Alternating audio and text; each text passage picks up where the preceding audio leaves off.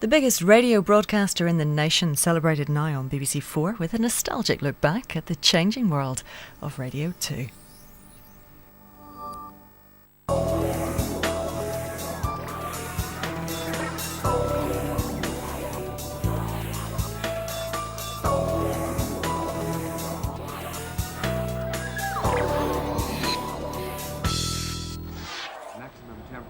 Still be close to the normal for the end of September in most areas. The outlook for Sunday and Monday, showers and sunny intervals in most districts, but some longer periods of rain are likely, especially in the north. The temperatures will be near. Well, there we end broadcasting in the Light programme, not just for today, but as it seems forever. The Light programme, that is, well, as it's known now, is closing down. 10 seconds to go before Radio 1, Tony Blackburn, and Radio 2, Paul Hollingdale. Stand by for switching. Get tuned to Radio 1 or 2. 5, 4, 3. Radio 2, Radio 1, go. Hi there, Paul Hollingdale here, and this is what we'd like to say. Wake up easy, start the day right. When the 4 networks were launched, Radio 2 was sort of like the old Light programme, but not. What you've got, almost by accident, in the great lava flow of Radio 2, are all kinds of old programmes or new twists on old programmes, which are still serving the audience from before 1967.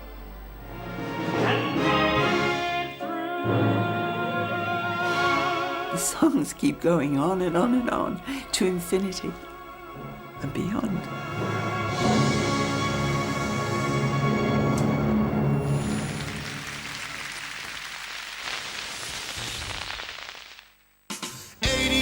To 91 FM. Good evening all. Desmond Carrington. Live from home in Perthshire. Here he comes.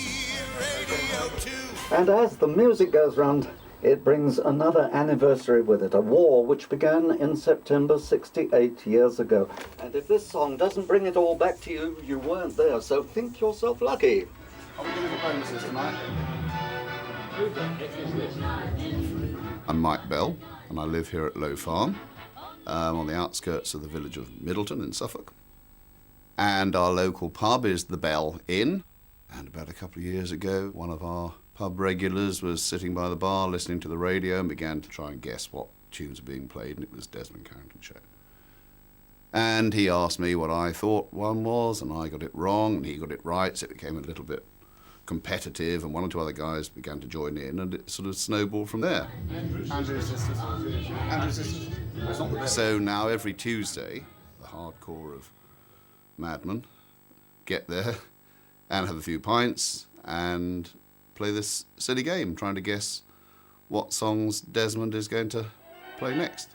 Roll out the barrel, we'll have a barrel of fun. Everybody agree? Andrew's sisters. So here we go. Glenn Miller and his orchestra on one of their Moonlight Serenade broadcasts. 67 years ago, Glenn's regular guest stars were the Andrews sisters. Their teamwork. I won't send roses or hold the door. We all had an idea of this octogenarian, and we got the idea it's a little homespun, that he's playing it in his front room. Or we're aware that he's now past his 80th birthday, but we know what he looks like now because he very kindly sent us a photograph. So that now goes up on the bar when we're playing our silly game. The show now goes out live from a farm in Scotland. It started here in 96. We were allowed to do recordings for the BBC from here, and I used to send the recordings down by post to London, and they were broadcast by Radio 2.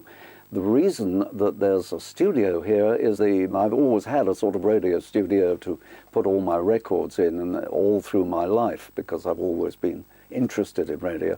So a studio was put here. When I grew up, I remember being impressed. I could only have been about 1 or 2 by a china plate, and around the rim were indications of the newfangled thing called the wireless. But that impressed me, and as I got older, I thought the wireless was something that I ought to get into. And the way I got into it was having 78 records in the kitchen at home and a wind-up gramophone, playing those and announcing them at the same time. My mother thought I was crazy. This song fits the bill, or maybe it prompts a call to the bill.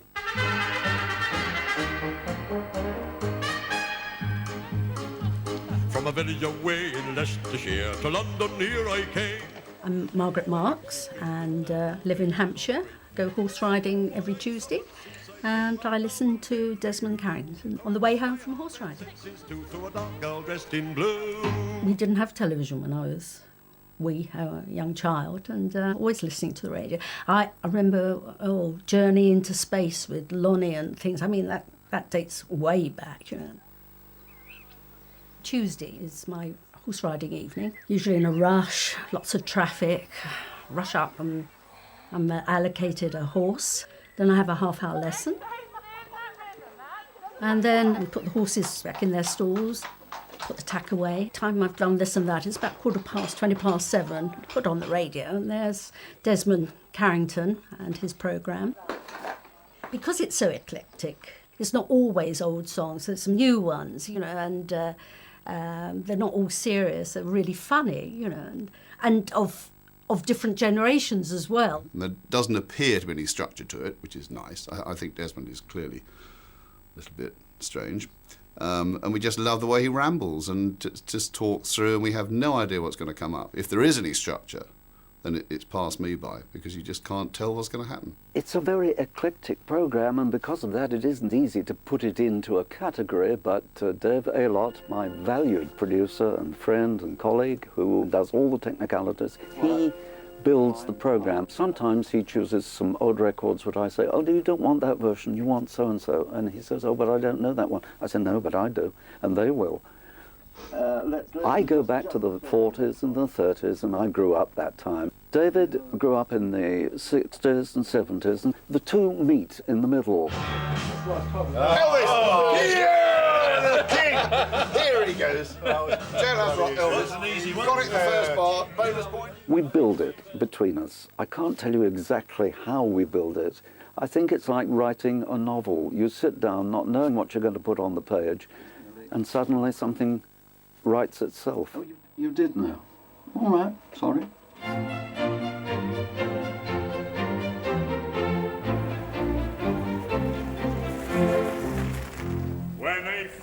Well, on a Tuesday, I start getting all excited around 6:45, and I get out my trusty bike, and I cycle up the lane, and then turn down the track, and then into the village, and get to the pub about 5 to 7.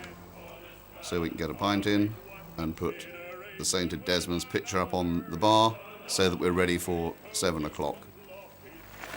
And then the landlord turns up the volume of his rather decrepit radio, and we all sit round our table, and the game begins.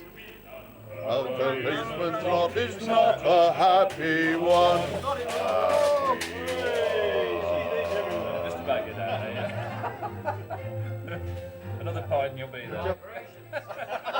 I've got a letter here. It's from Joan Vibraniec. Joan married a Polish airman during the war. They were together for 60 years until he died 5 years ago. And Joan says, I'm now 82, a great-grandmother, but when I hear this song, I shall be 17 again, falling in love with my handsome, patriotic Polish airman.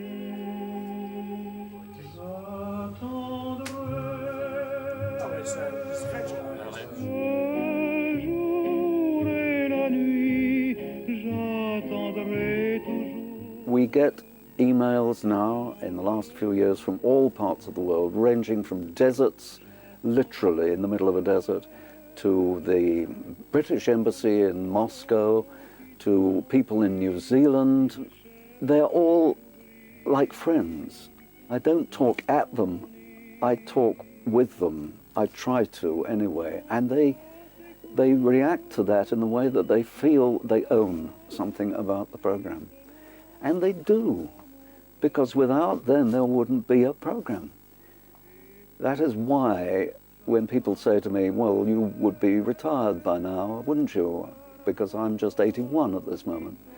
And I say, well, yes, but what about all those people who depend upon me, who write to me when their husbands die, and they say, you played a record last week, and I cried and cried, but thank you so much for playing it. There's a tremendous emotional bond between what comes out of here, this studio, and me, and all those people spread far and wide. It's a bond that only radio can make, and I'm very proud and very pleased to be part of it. Tino Rossi with his tender classic version in French of J'attendrai, I Shall Be Waiting. Wrong. Well, you can bugger off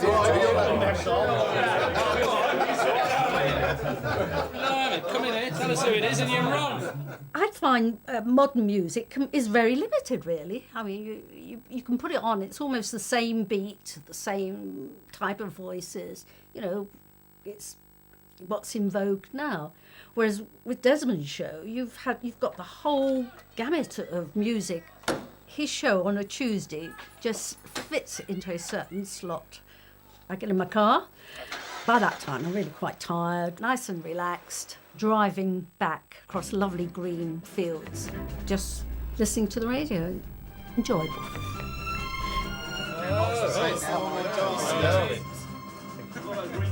It's not Frankie Lane, is it?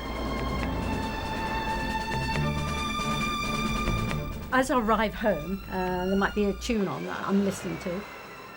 So I sit out in the car, and my husband comes to the door because he's heard me draw up. And he's like, what on earth are you doing sat out here? And I have to rush in. I say, have you got it switched on? So I've got continuous sound as I come into the house.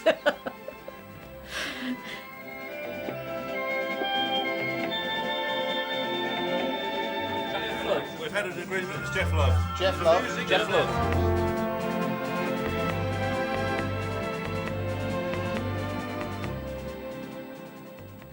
Go on, here it comes. High Noon. Jeff Love. Yeah. Well done. Brilliant. And that, my friends, is full quota for today. Desmond Carrington, live from home in Scotland, in thanking you for having us at your place. Yes, it's good old lad. We did okay. We got a creditable 10. We could have done better, but Desmond gave away the easy ones again. But we're happy with 10, boys, aren't we? Absolutely. Yeah, 10. Points make pints. Hello again, good to have you with us. Nigel Ogden here with this week's edition of The Organist Entertains, or perhaps I should say on this occasion, The Organist and Other Assorted Keyboard Players. Now, the idea for tonight's programme stemmed from... Primarily, The Organist Entertains is theatre organ based, but of course we do include tracks of Hammond organs and church cathedral organs as well. I divide listeners to the programme into two camps, really. Those who are the avid enthusiast and who probably belong to the various societies, preservation societies. And, I mean, they are fanatical about the instrument, about the music that's played on it. But then there's the other camp, the people that I always aim my personal concerts to, and that is the general public. I'm passionate about getting people off the streets into whatever venue to hear music being played on the theatre organ. There we go, you're in the stall, sir. Ladies and gentlemen, welcome to the Penistone Paramount for this, our regular organ concert here, of course, featuring the sound and sight of the mighty Compton organ. And especially those of you I know that regular listeners to BBC Radio 2 will find this gentleman no stranger whatsoever, because for many years he's been the presenter of that superb programme, The Organist Entertains. So would you please give a big warm welcome to the entertaining organist himself, Nigel Ogden.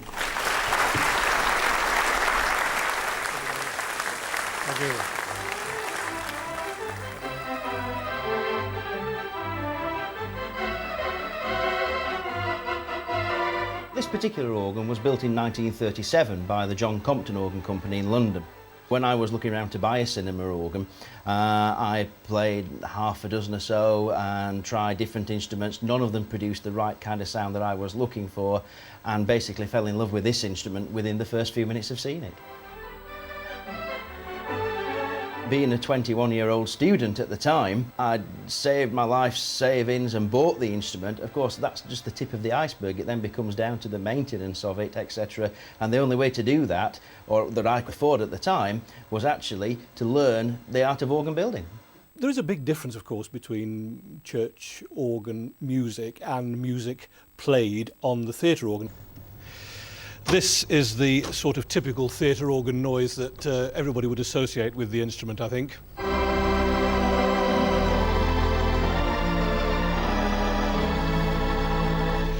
But it can also be a fantastic cathedral organ as well. Listen to this.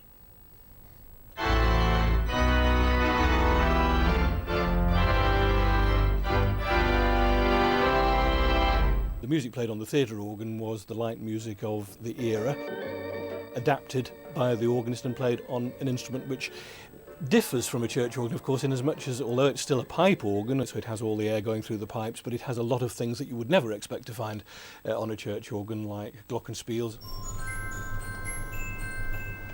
and xylophones and drums and cymbals and all the real things as well, of course, not synthesised, but you've got real glockenspiels and xylophones, and so they're much more orchestral instruments and able to play popular music. Full marching band at your fingertips, isn't that fantastic? I think the great appeal of the programme is music played on the organ. I often think of whenever anybody wanders into a church or a cathedral and the organ's playing, people always stop and say, oh, listen to that. And, you know, people do love the sound of the instrument, be it playing classical music or light music. Obviously, the Organist Entertains being on Radio 2 is light music based. Quite a few members of my family hail from Blackpool, and so trips to Blackpool were regular. I can remember the first time I ever went into the Tower Ballroom. It was in the days when Reginald Dixon, who of course was organist there for 40 years, was still doing his live half-hour broadcasts, and I would be about 5-6 years old. And at a few minutes before 10 o'clock, this huge hole appeared in the stage of the Tower Ballroom floor. And I can remember asking my dad, what's happening? Why is that hole there? He said, oh, you'll find out. And of course, a few minutes later, I Do Like to Be Beside the Seaside came out of the organ chambers and up came Reggie Dixon on the organ. And from that moment on I thought, this is absolutely fantastic. I've got to play this instrument. One of the great things as a child went during my musical education was tuning in on a Friday evening, as it was then, to Friday Night is Music Night and the Organist Entertains on Radio 2, two of my favourite programmes of all time. So my, if you want, weekly dosage of cinema organ music was courtesy of Radio 2 and the Organist Entertains. Well, these two certainly seem to have got it off to a fine art, as you're about to hear, in this arrangement of the famous Badineri from Orchestral Suite No. 2 by J.S. Bach. One of the great things about the Organist Entertains is it really has moved with the times. In the early days of the programme, the originator Robin Richmond, of course, featured a lot of cinema organs and also the Hammond type organ. And then when Robin retired, Nigel Ogden took over as presenter, and Nigel, I think, brought it into the 21st century. We still have the sound of the mighty cinema organs, occasionally the sound of the jazz Hammond organ, the occasional electronic instrument, and indeed the cathedral organ now. So I think more of a broader spectrum of music is now featured on the Organist Entertains than at any time in its history.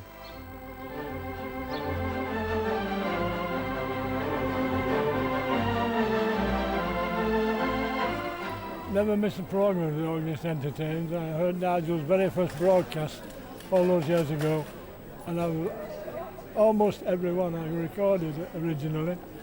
Well, I like to hear all organ programmes. I used to go to the Tower Ballroom at Blackpool before the war, and I'm a member of my own organ society, and I've come here especially for Lincoln today to hear this concert. I always listen to the Organist Entertains. I have done since I've been about 8, and my uncle got me into it, really. And then I've been here, coming here for about 10 years, and I'm 19, so most of my life, really. Thank you very much indeed. Well, it may be the Comptons' 70th birthday this year, but as you know, it's also the 40th birthday of Radio 2 this year. So I thought we really ought to take a look back and see what songs were hitting top of the pops in that particular year. I mean, it might be a bit of a shock to discover that all these songs that I'm about to play to you are indeed 40 years old. I remember hearing them in my pram, of course. But I think they'll all be very, very familiar. So a few songs of 1967 coming up. Here we go.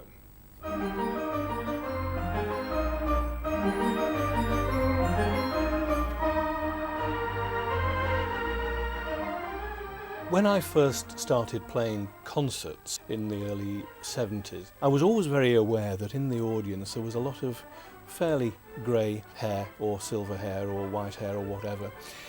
All these years later, I'm still aware that that's the case, but of course it's not the same grey hair. Those people sadly are no longer with us.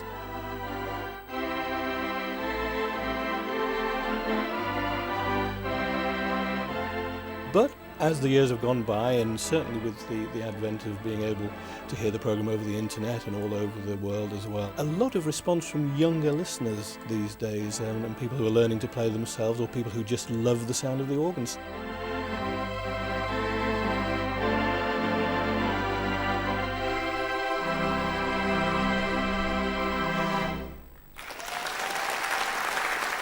I think the way we round off each edition of the Organist Entertains is really very much like I finish my concerts, really, leaving people wanting more. Ladies and gentlemen, Lyttelton.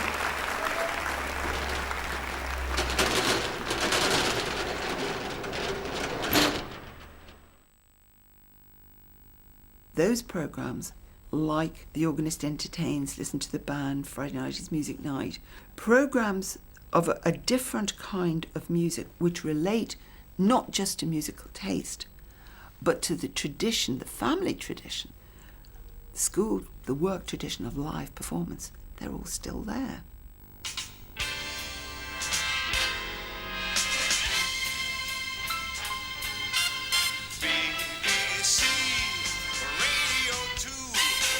Hello, my name's Frank Renton. Welcome to Listen to the Band, and the first of two programmes recorded at the 155th British Opera and Brass Band Championships and their Brass on Sunday Gala. There are two great competitions in this country. There's the British Open Brass Band Championships and the National Brass Band Championships of Great Britain. They are for the best bands in Britain.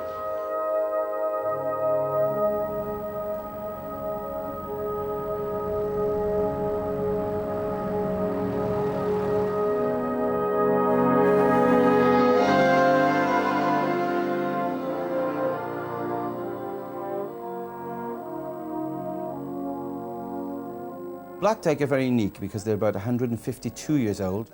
That didn't sound as nice then, did it? Technically, they're amateur, but I remind people they're only amateur in the same sense of Olympians, because these are absolutely the very, very, very best.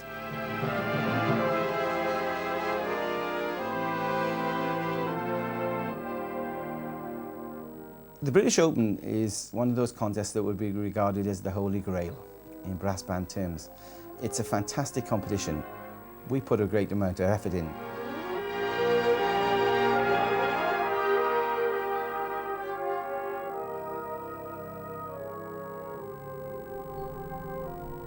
I can't ever remember being in the house where there wasn't a euphonium there. My father played the euphonium, he became a conductor. Of course, my brother, fantastic euphonium player, and my big competitor for this weekend with his own band. But all this rhythmic stuff sounds a lot better, it's a lot stronger. Every rehearsal, I'll probably spend at least 2 hours actually preparing what I'm going to do at night. So I'll record the rehearsal the night before. My wife and I, Alison, will listen to the piece, I'll comment on it, and she'll actually type it out as I'm listening, and then I go to band to work at it. Okay. And brass bands are the best thing I do. I don't conduct opera, and I don't conduct symphony, but I conduct a fantastic brass band. When I play sometimes and conduct, I have the hairs that come on the back of my hand, just as I'm speaking to you right now, just because I know a brass band is special.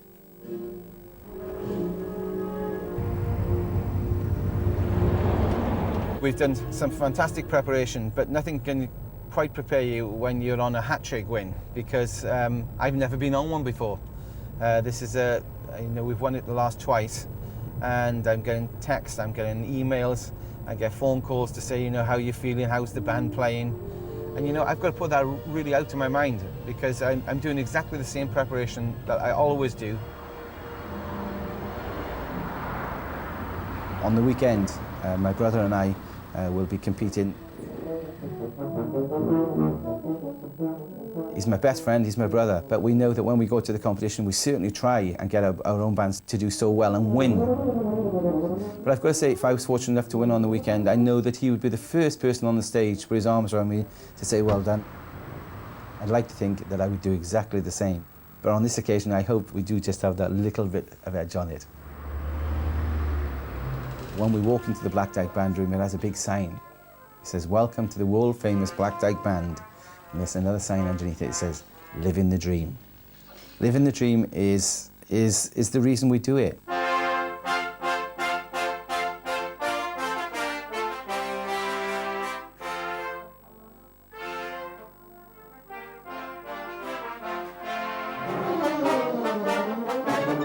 When I'm in the band room, I expect them to walk through the door and forget about the jobs. They come into the band room as musicians. 1, 2, 3, 4, 5, 6 bar. That is a monster sound. Brilliant, brilliant. Too soon. Too soon. Brass bands and brass band contests are just like football. I see myself as a mixture of an Alex Ferguson football manager and Simon Rattle as the great maestro.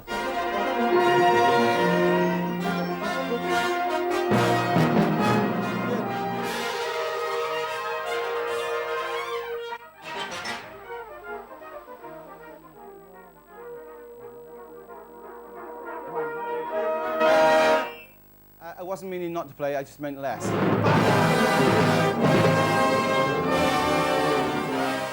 I work the band very hard. For every minute of music, I would say that we'd probably practice at least 2 hours for it. So for this piece of music, we probably put in over 30 hours of actually ensemble practice together. He's doing a great job, sounds fantastic, so we're going to do really well on Saturday, hopefully. We have won the British Open the last 2 years, but it's no one's divine right to be, champions forever. Going for the hat-trick, I believe that we're putting the work in. The only concern that I do have is that I know that lots of other bands will be doing exactly the same too.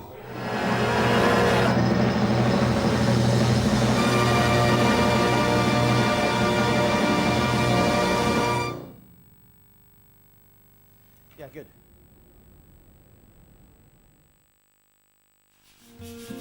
Oh, down the road I go, and through the boggy mire, straightway through the field, and to my heart's desire. I fiddle all day, I fiddle, I don't day. Now then, I'm Mike Harding here with another hour of the very, very best in folk roots and acoustic music.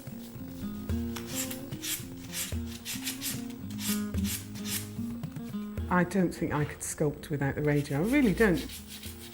It just feels like I've got somebody with me.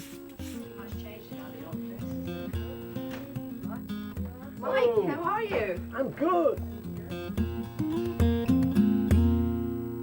That's Katie Cruel from the brand spanking new Linda Thompson CD, Versatile Heart.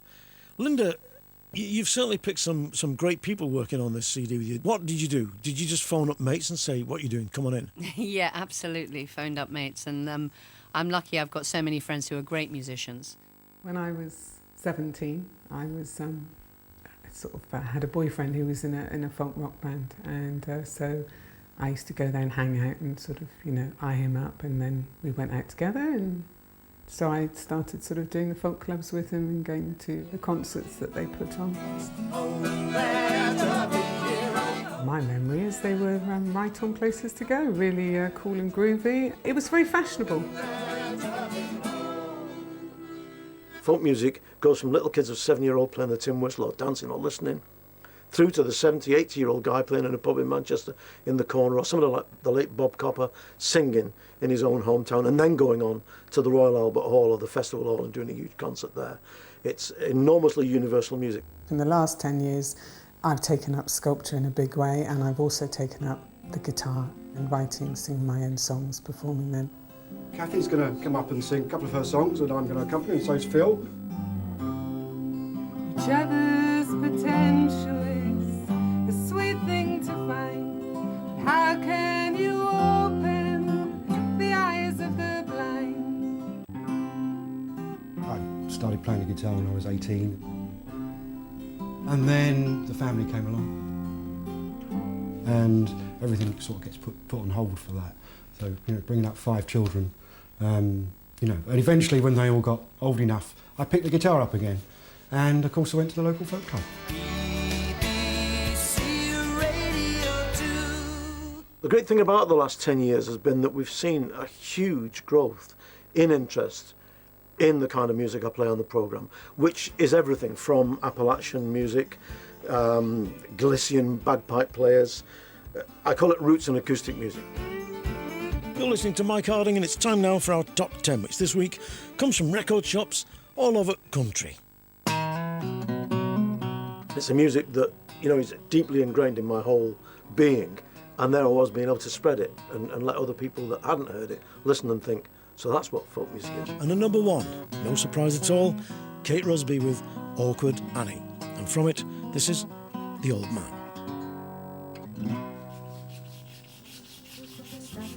She went to drive the plough. The old man took up a pail in his hand and he went to milk the cow. But Tidy hinched and Tidy flinched and Tidy broke his nose. And Tidy, she gave to him such a big blow the blood ran to his toes. People's idea of folk music is always, you know, the finger in the ear. The Aaron sweater and the beer tankard hanging off his beer belly. People with sandals. Which is crap. It's just terrible journalism when people do that kind of thing. It drives me mad. You know, I do wear sandals, it's true.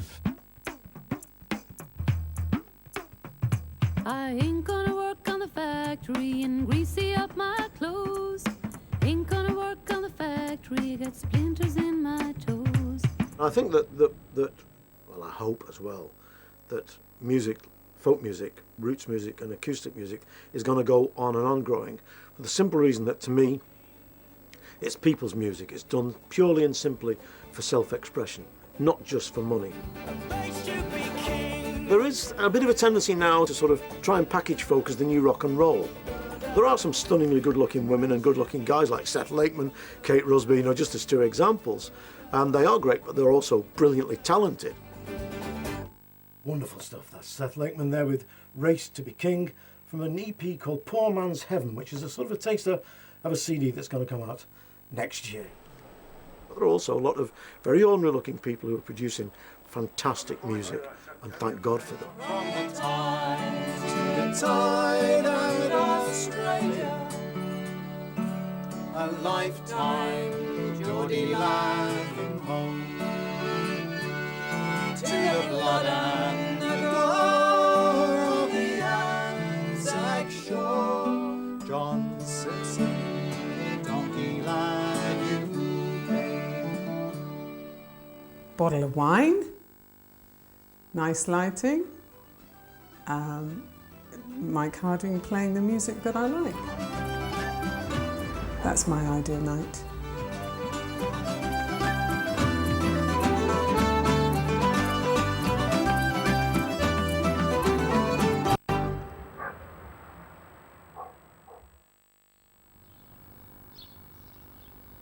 The Sunday Gala is all about entertainment, but the Open Championships the day before is serious competition.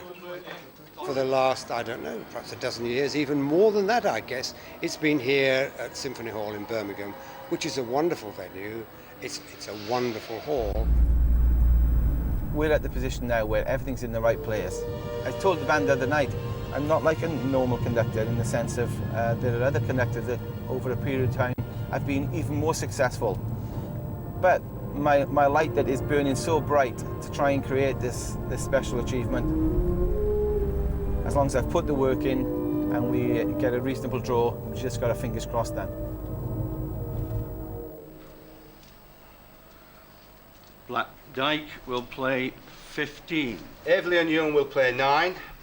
Black Dyke 15. Brighouse and Rastrick 7. Whitburn 17 and YBS 18. Thank you very much, ladies and gentlemen, and the best of luck to all of you.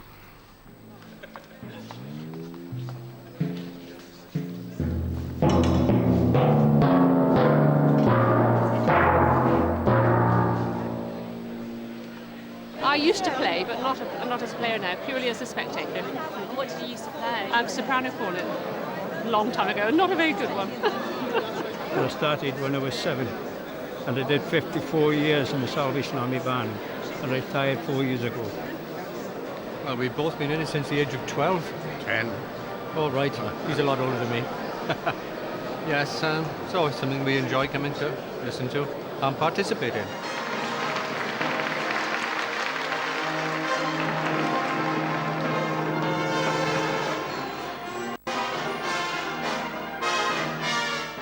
It's like an examination. The question is the test piece.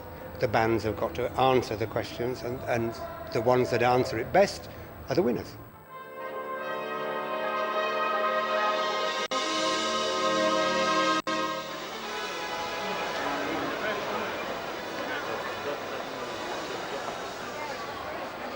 It's an absolutely jam-packed audience, and so Nick is a good front man coming over with the audience. He's a really skilled musician, and his man management is first class. He keeps them as a team, and of course he's well aware of the enormity of it today to possibly the hat trick, and there aren't so many conductors who have done that. It is a big pressure for him, but he's not shown it yet. There's enough pressure on without this. it's an exciting time. It's an exciting time because you put all the work in, and of course now we've gone through the draw, and you can, like that swan I mentioned before. So you're trying to be calm, so all the players can see that you've got calmness, but below the surface you're certainly pedaling. Once you're ready, they're ready for you upstairs. Thank you. That's me done. It's a bit like going to battle, really. Honestly, it just sounds a bit strange, but it's like going to battle. You're just going to go on and do it, really. So, a bit apprehensive, but hopefully it'll be a good show, and we'll celebrate later on. That's the most important thing. So, we'll see you afterwards. See you the other side.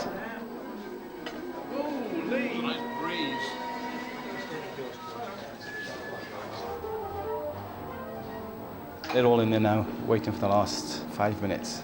We're in sort of zone B+, and we've got to get into A. I understand the competition was fantastic today, and there's been lots of good bands that have got good draws too. We're obviously pleased with ours, and we've got to make sure now that after all the work we deliver what we can do.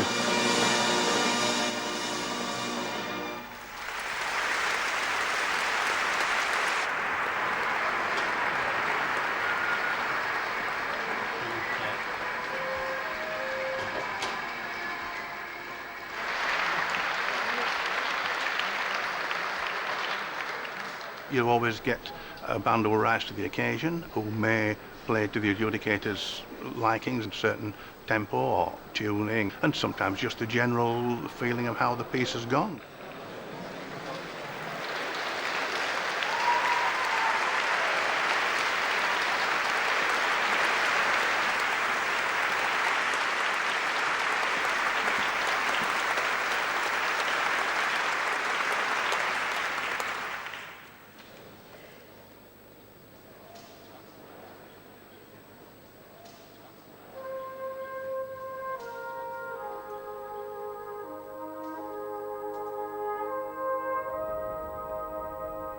The thing about specialist music is most often what you're getting is live performance. You're not getting something that's canned or something that's been put together. This is real people making real music for real people.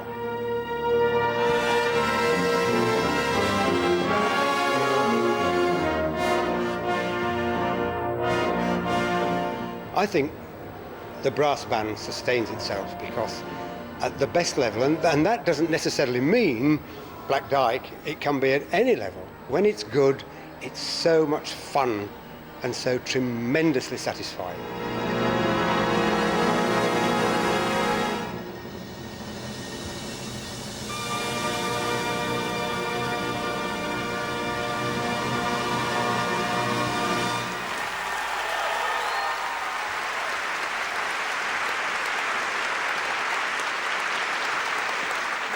Couldn't do any better than that, to be fair. They really worked hard, and you can see that I did my little bit too.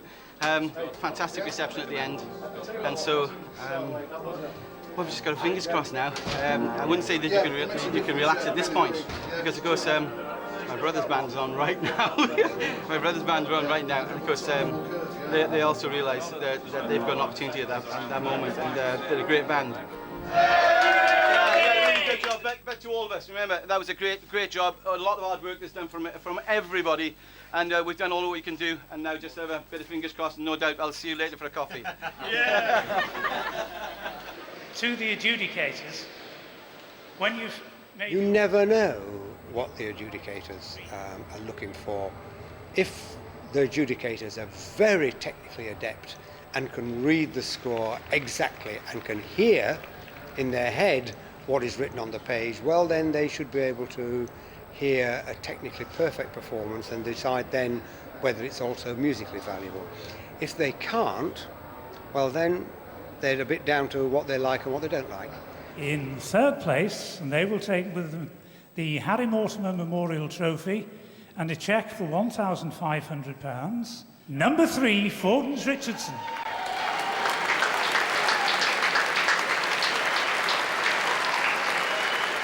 Now we come to the runners-up. In second place, number 15, Black Dyke.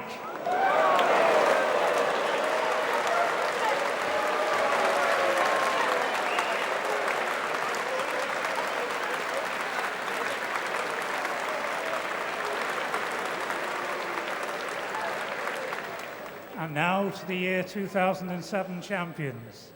And they drew number 16, Corey.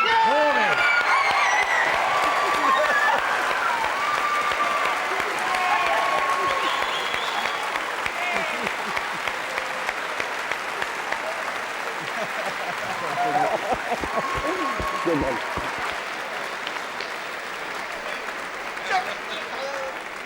You're going to see scenes now that, you know, normally if you're a footballer you get paid millions of pounds.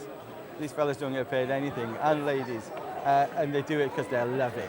They love it. And of course, not forgetting, all recorded tonight. It's going to be shared with everybody throughout the world. Listen to the band has done it again. Lads, can I say a big congratulations? Thank you.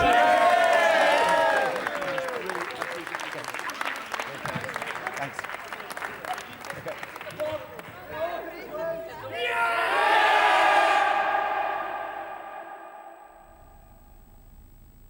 Radio 2 has always been a station not just of one kind of music. There is a core audience there of people who are dedicated not just to the network, but to specific things about the network. I think it does its audience a real service by keeping the niche programs, because who knows when suddenly organ music could be a crossover genre. I doubt it personally, but you never know. And that's the thing with Radio 2. It's got its finger on all the pulses. 88 to 91 FM. BBC Radio 2. This is Humphrey Lyttelton. I can go cold, can I, on that? Right. This is Humphrey Lyttelton with the best part of an hour of jazz between now and 11:30. And I think the first thing that you could call broadcast jazz happened with funnily enough, the big dance bands. 1, 2, 1, 2, 3, ah! American jazz had filtered through by the sort of early 30s. I think it was Mark White who started as a producer a show called Radio Rhythm Club, and that put the focus on jazz, and it developed into Jazz Club, and it had quite a lot of live performances. I did my first broadcast as a player, trumpet player.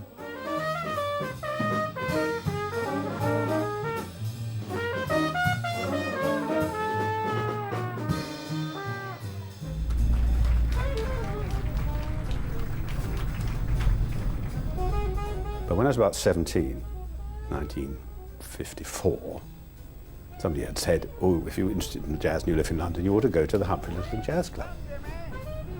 Number 100 Oxford Street, basement. What is now the 100 Club was called the Humphrey Lyttelton Club. He played on Mondays and Saturdays.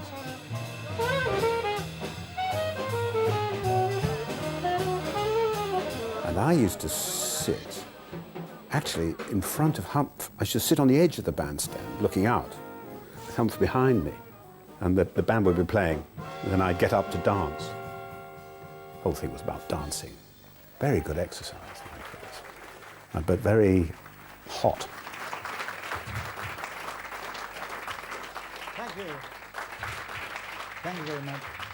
Good evening, ladies and gentlemen. You may have noticed we're being filmed tonight.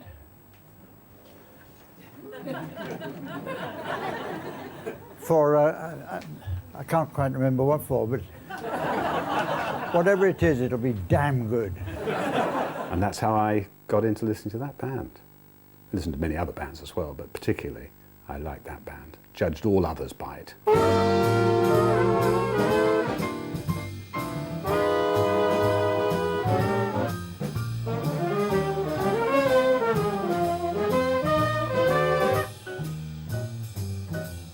The title, The Best of Jazz, wasn't invented by me at all. It was invented by a producer on the BBC, I think. So it was called The Best of Jazz, which I never really liked as a title, because the programme that's been on now is coming up to 40 years, has never been a programme to focus on only the best. In fact, quite often, I found it quite fun to play in something which I would call the worst. I'm wired for sound, which is a nerve-wracking thing to happen, because I tend to I stray from my script every now and then when I'm telling stories and things like that. So that in order that I shan't feel nervous all the way through the first half, let's get it over with. Bollocks.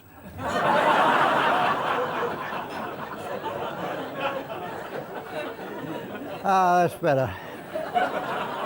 Now, in a three-of-a-kind section, see how quickly you can identify the quirk that links these three recordings together.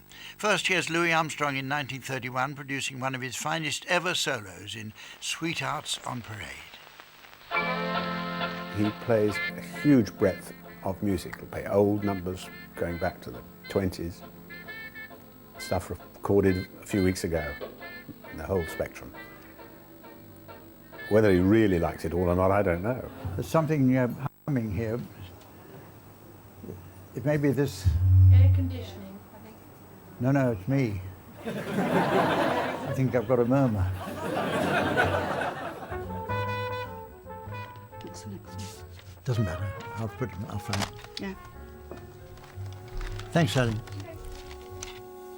Playing trumpet there was Thad Jones, who wrote the piece 3-in-1. No, he didn't. Let's start that one again, shall we? Okay. It's worth repeating. It was damn good. If I didn't slip up occasionally and give a wrong bit of information, I would invent it in order to get people to write in and feel part of the programme.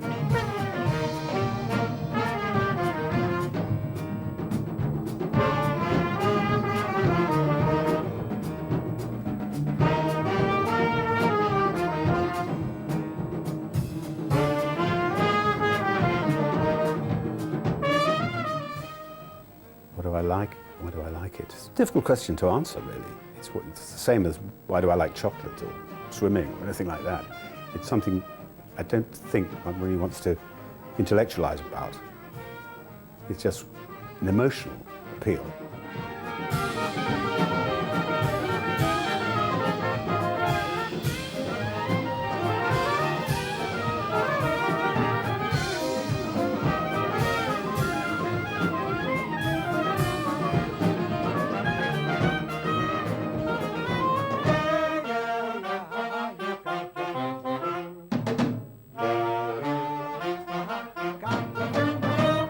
It's all down to him. I blame him. He's ruined my life. We'll be back here again on the... Is it? We'll be back here again on the 9th of October 2000 and... Okay. Thank you very much. Thank you. Good night. Thank you. Thank you.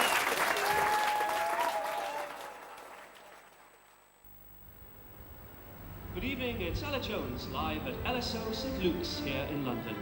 in the company of conductor Roderick Dunk, the BBC Concert Orchestra led by Charles Mutter, two fine singers, Francis McCafferty and Tom Solomon, and the snappily suited Ray Gelato and his band, all assembled, ladies and gentlemen, for your pleasure in our weekly programme of Music for Everybody. Friday Night is Music Night is a totally unique radio programme. Lovely. That'll be fine. Yeah. I don't think anywhere else in the world exists a programme done by one particular orchestra, 52 weeks of the year, rehearsed in record time of about 3 hours, and for most of its output going out absolutely live. We've been going for about 15 years now, and all our group like it very much. We have no difficulty in getting 53 people to go up there because they are of the generation that like classical music. They were giving the Friday nights at Golders Green Hippodrome, so we organised a group to go up to Golders Green Hippodrome. That's where we first started. It was what we used to call decent music in those days. I remember one night there was a young girl on the viola, and she played the William Tell Overture using a lemon, and it was excellent. She's no longer with the orchestra, unfortunately. If you think of the announcement at the beginning of every Friday Night is Music Night, actually includes the words music for everyone. It is a sort of common meeting ground for people of all ages, of all backgrounds, of all musical tastes. Regulars is a bit of a cold word.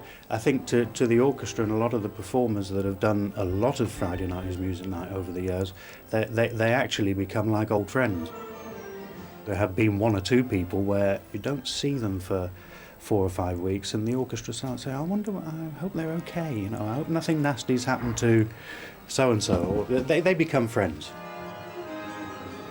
The audience is every bit as crucial as the orchestra, or the solo singers, or the guest artists that come on. On the left-hand side here, on the road that goes out to Braddock's Pond, they did an excavation and they found over 600 graves. And it was very interesting because I got quite friendly with the lady that was in charge, and oh yeah.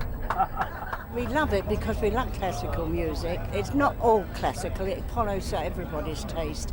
It goes right across the board, right from jazz to the other end of classics. And the artists are usually very, very good. We have a little informal rehearsal with the soloists. Back in the days of knights in armour, there once lived a lovely charmer. Just to check out that I'm going to be doing the right thing for them, that we agree on tempos, that we know where the music's going for both of us, before we actually get in front of the orchestra. Sailors, fishermen and gobs and whalers, she had a most immoral eye. They called her Lorelei. There's lots of tunes, that bring back memories. And when you've been a widow for 20 years, it really is rather lovely, and it brings tears into my eyes sometimes. Yes, they do bring back memories.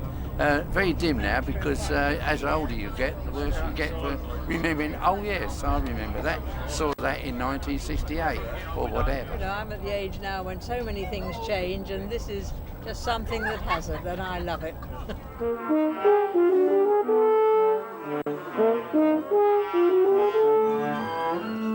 Invariably, the first time the orchestra will open that music will be 4.5, 5 hours before the show goes out live.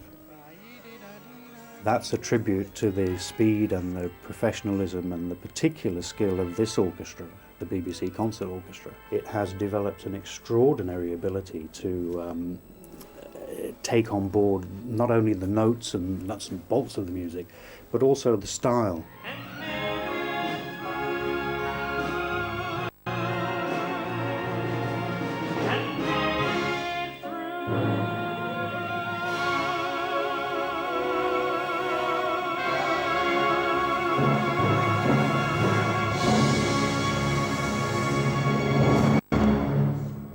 because the music that they're turning out now is nothing but rubbish as far as I'm concerned, and I hate it. It makes me have a headache. But then, of course, I'm a very old lady. Ahead of you, you have the Museum of London. If you've not been there, you've missed a treat. The driver's going by sat nav, so we'll probably be back in Gravesend soon. Yes, we've done it in the rehearsal. We've contained it. We've set the parameters. We all know what we're doing. We all know how we want the music to go, more or less. But then when the show happens, something again gets introduced, which is that interaction between me and the orchestra, the interaction between the singers and me and the orchestra, the interaction within the orchestra themselves. It's a very fun show to play. Okay, we're here. And then you add the audience into that, you get something that really fizzes.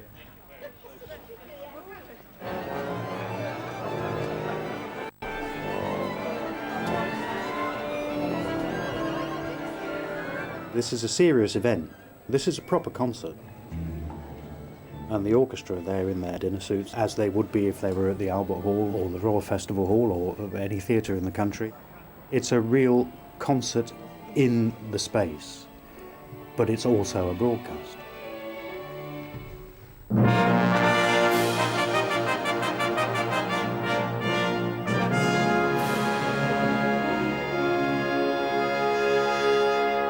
Friday night is music night. When you think of the type of person that goes, I think you'll find that the average age is well up into their 50s and beyond. If you close your eyes, you'll probably get one of your neighbours accusing you of going to sleep or something, and we don't want that. When that red light goes on, there's still that little tingle, that little thrill, because you know that people you can't see all over the country, and these days, actually with the internet, all over the world, are actually listening to this and sharing the atmosphere in the room.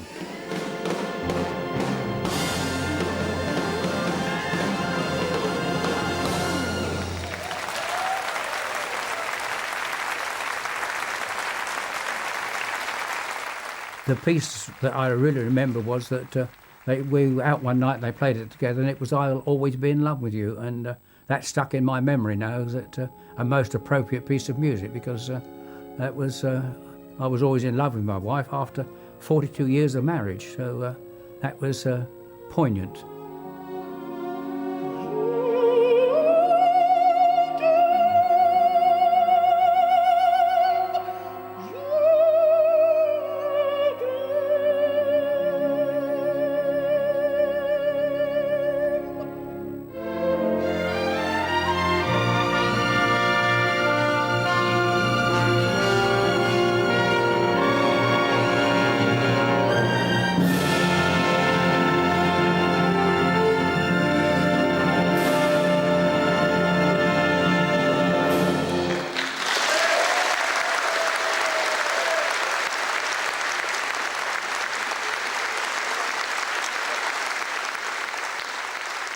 Very good.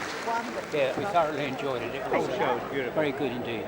Up to our usual standard, or the BBC's usual standard. Yes, we have enjoyed it. On the way home. Yeah.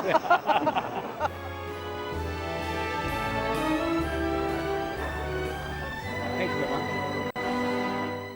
You can listen to Desmond Carrington and all the other shows featured on Radio 2, 88 to 91 FM and digital radio.